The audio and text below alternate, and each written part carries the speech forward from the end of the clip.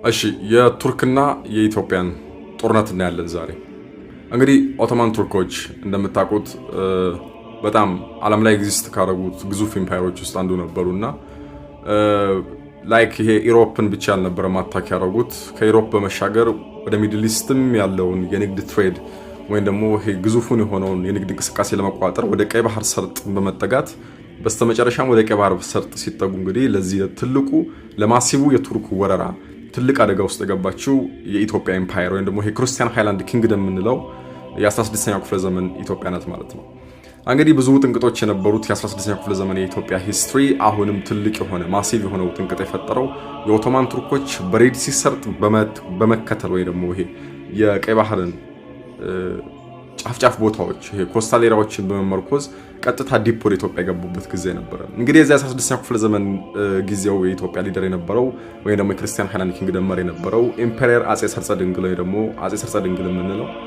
በተደጋጋሚ ኦቶማን ቱርኮች ግዛቶቹን ለቀው የቀይ ባህር ኤሪያዎችን ለቀው እንዲወጡለት ማስጠንቀቂያ ቢሰጥም አንድ ማዳመጫ ያላገኘበት ሲዝን ነበር ማለት ነው። በተደጋጋሚ የተላኩት የአጼ ሰርጸ ድንግል መልእክቶች ተቀባይነት ባለማግኘት ኦቶማን ቱርኮች በአህመድ ፓሻ ይሄ ገና ይሄ ፕራይም ኦቶማን ገና ትልቁ ያልተዳከመው የኦቶማን ኤምፓየር በአህመድ ፓሻ እየተመራ ጭራሽ ባስ ብሎ ቀይ ባህርን በመሻገር ዲፕሊ ወደ ሰሜኑ የኢትዮጵያ ግዛቶች ፕሬዘንት ዴይ የትግራይ ፕሮቪንስ ወይ ደግሞ የትግራይ ሪጂናል ስቴት የምንለው ውስጥ የገቡበት ሲዝን ነበር ማለት ነው። ሙሉ ለሙሉ የቀይ ባህሩ የሬድ ሲ ኤሪያ ይሄ ባህረ ነገስታቶች የቱርክን መምጣት ወይም ደግሞ በቱርክ ቀኝ ለመገዛት ዲፌንድ ያላረጉበት ሲዝን ነበር። ይባስ ብሎ እነ ይስሐቅ ሁሉ ተቀብለው የኢትዮጵያንም የተቀረውን ግዛት ለማስወረር ዲፕሊ ቱርክን ያስገቡበት ሲዝን ነበር ማለት ነው። በስተመጨረሻም የቱርኮች ግስጋሴ ይባስ ብሎ የትግራይ ፕሮቪንስ እንቲቾ ላይ ደረሰ ማለት ነው። የፕሬዘንት ዴይ እንቲቾ ትግራይ ቦታ ላይ እዚህ እንቲቾ የትግራይ ፕሮቪንስ ላይ ሲደርሱ ወደ 1000 የሰለጠኑ የምታያቸው ይሄ በአማርኛ የታሪክ ጸሐፍቶች ጃኒዘር የሚሏቸው እኛ ደግሞ በእንግሊዝኛው ይሄ ጃኒሰርስ የምንላቸው በጣም የሰለጠኑ የቱርክ ጦሮች እንዲሁም ደግሞ ይሄ እነ ኮንስታንቲኖፕል የጣሉበት ተተኳሽ መድፋቸውን እስከ 150 ድረስ በመያዝ ነበር ሆርን ኦፍ አፍሪካ ላይ ደረሱት። ይሄ ሂስትሪ በሆርን ኦፍ አፍሪካ ለመጀመሪያም ለመጨረሻም ጊዜ ኦቶማን ቱርክ መድፍን በመጠቀም እንደነ ኮንስታንቲኖፕል የደበደበችው ብቸኛ የአፍሪካ ኤምፓየር የኢትዮጵያን ኤምፓየር ደግሞ ክርስቲያን ሃይላንድ ኪንግደም ነበር። በታሪክ ጸሐፍትና በተለያዩ የጀርመን ሂስቶሪያኖች መድፍ ማራኪው በመባል የሚታወቀው ኢምፔሪየር አጼ ሰርጸ ድንግል በተደጋጋሚ ለቱርኮች ግዛቱን ለቀው እንዲወጡ መልእክት ቢያስተላልፍም ቱርኮች ይህን መልእክት ወደ ግራ በመተው ቀጥታ ወደ ትግራይ ፕሮቪንስ ገብተው ጦርነት ለመግጠም ተዘጋጁ ማለት ነው። በ1578 ኢምፔሪየር አጼ ሰርጸ ድንግል ማሲቭ የሆነ እግረኛና ፈረሰኛ ጦር በመሰብሰብ እነሱ እንዴት ልበላችሁ እንደ ባካፕ ወደ ኋላ በመያዝ በጣም ዘመናዊ የሚባለው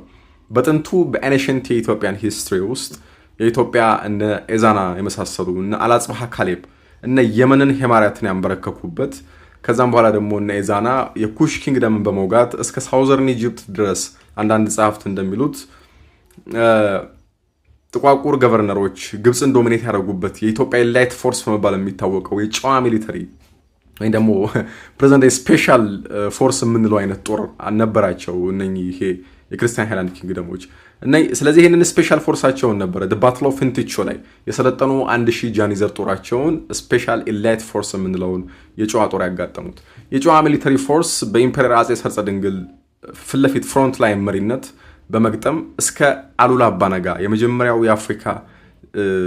ጀነራል በመባል የሚታወቀው አሉላ አባነጋ የሚጠቀምበትን የዋር ስልት በትንሽ ጦሮች ፊት ለፊት በመምራት በግራና በቀኝ ሳንዶች በማድረግ ግብፅን ጉንደትና ጉራ ላይ እንዳሸነፉበት አይነት ሚሊተሪ ታክቲክ ኢምፔሪየር አጼ ሰርጸ ድንግል በመጠቀም ቶታሊ በሚባል ደረጃ የመጀመሪያውን የሰለጠነውን የጃኒዘር ጦር እስከ 200-300ን እዛው ላይ የመጀመሪያውን የእንቲቾ ጦርነት ላይ በማሸነፍ ደመደሙ ማለት ነው። እንግዲህ የመጨረሻው ማሲቭ የሚባለው ጦርነት በ1578 የፕሬዘንት ዴይ ተንቤን የሚባለው የትግራይ ግዛት ውስጥ የመጨረሻው ባትል ኦፍ ቀሮ የሚባለው የመጨረሻ መደምደሚያ ውጊያ ነበር። እንግዲህ በዚህ ጦርነት ላይ በሙሉ የገቡትን የጃኒዘር የቱርክ ጦሮች አማጺ ይዘው የመጧቸውን ማሲቭ አዳዲስ ተዋጊዎች እንዳለ በመጨረስ እንዲሁም ወደ 70 እና 60 አካባቢ የሚገመቱ የቱርክን ካነን የተተኳሾቻቸው እንደ መድፍ አይነቶቹን በመማረክ ጦርነቱ ሙሉ በሙሉ በኢትዮጵያ አሸናፊነት ተጠናቋል ማለት ነው። እንግዲህ በታሪክ መድፍ ማራኪው የሚባለው ኢምፔሪየር አጼ ሰርጸ ድንግል የቱርክን ሂዩሚሌት ዲፊት አሳፋሪው የቱርክ ሽንፈት በሆርን ኦፍ አፍሪካ ሆኖ ከተመዘገበ በኋላ ቱርኮች ከአፍሪካን ሬዚስታንስ ያልጠበቁት አውሮፓኖች በዚህ ልክ እንኳን ያልገጠሟቸውን አይነት ውጊያ በአኳርድ በሚባል አንድ ኔሽን ሆርን ኦፍ አፍሪካ ላይ ባሉ ጥቁር ህዝቦች የመሸነፍ አደጋ ከደረሰባት በኋላ ሙሉ ለሙሉ የቀይ ባህርን ፕሮቪንስ ለቀው የቀይ ባህርን ፕሮቪንሶች ለቀው በመውጣት ኮስታል ኤሪያውንም ኢምፔሪየር አጼ ሰርጸ ድንግል ኦኩፓይ በማድረግ በኢትዮጵያ ሂስትሪ ውስጥ ደማቅ የሆነውን ቱርኩን የማሸነፍ ታሪክ በመጻፍ በጀርመን ሂስቶሪያን እና በኢትዮጵያ ጸሐፍቶች መድፍ ማራኪው በመባል እስከ 60 ተተኳሽ ጦሮችን በመያዝ ጦርነቱን የደመደመበት ሲዝን ነው። በዚህ ሲዝን እስከዛሬ ድረስ በጀርመን ሂስቶሪያን ዊኪፒዲያም ላይ የትም የማይታጣው ትልቁ ኢትዮጵያ ቱርክን ያሸነፈችበት ማሲቭ የሆነ ሂስቶሪካል ኢቨንት በሆርን ኦፍ አፍሪካ ተጽፎ ለሆርን ኦፍ አፍሪካ ሌሎች ሀገራትም ቢሆን በቱርክ ያለመገዛት ታሪክ ነው የተጻፈበት ነበር። ኤርትራያኖች